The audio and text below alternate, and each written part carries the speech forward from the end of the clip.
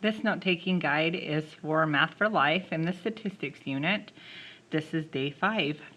Today we're going to talk about what we need to do when we're designing samples and what the difference is between a population and a sample.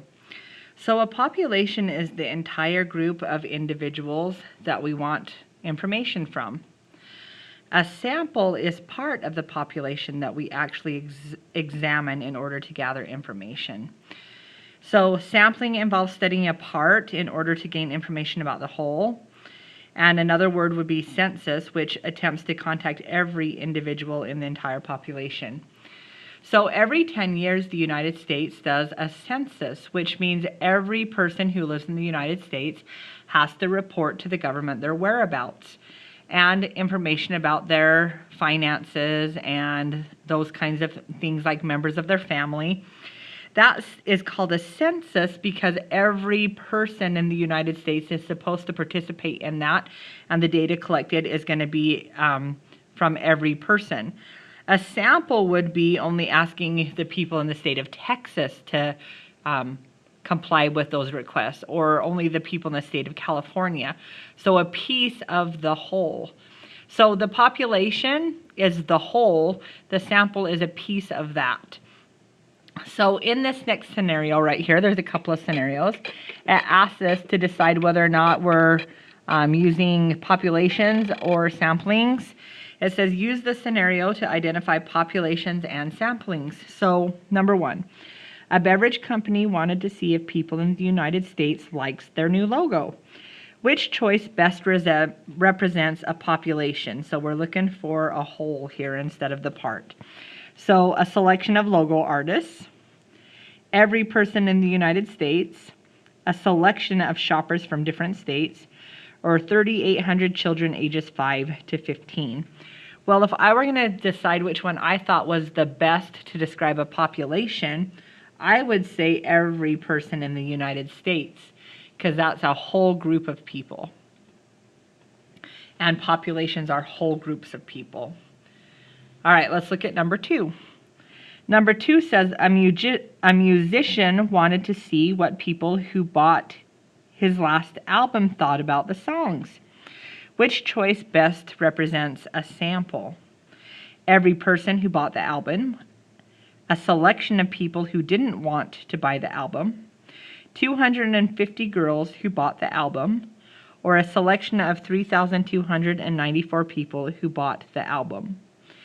So talking about the best choice to represent a sample, to see, again, we're trying to see what people thought of his last album. So we would definitely want to include people who bought his album. We want to know what they thought about the songs.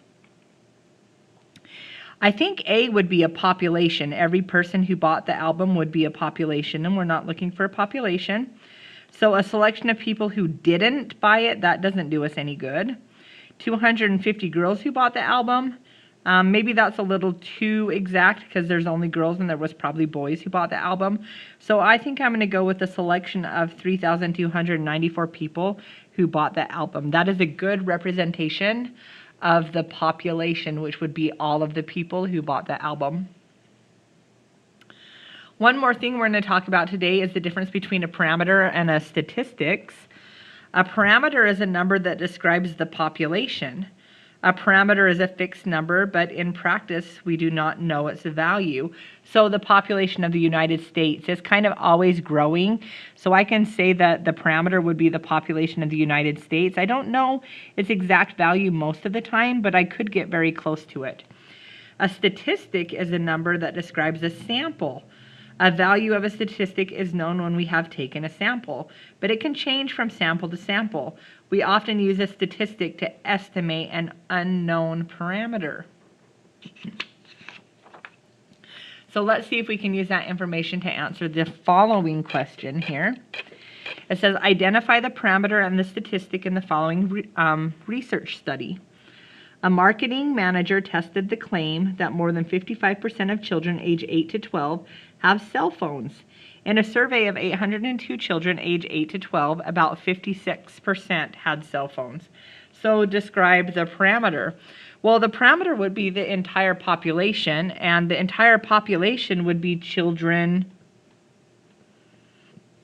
8 to 12 with cell phones. That would be the entire population of people that we're talking about here.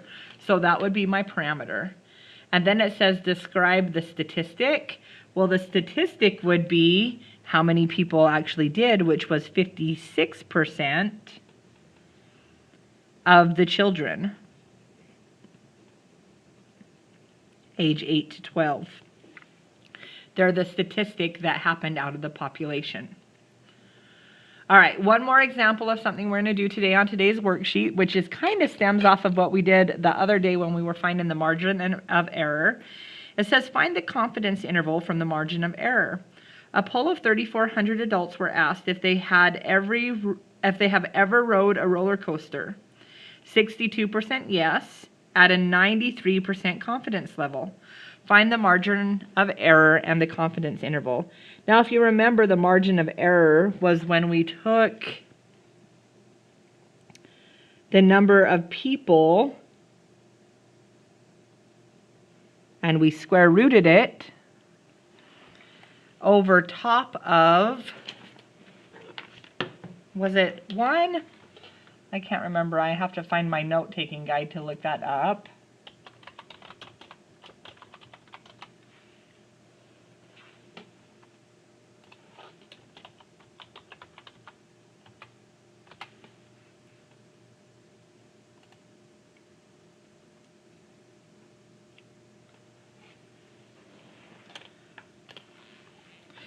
So what we're going to do here is we're going to find the margin of error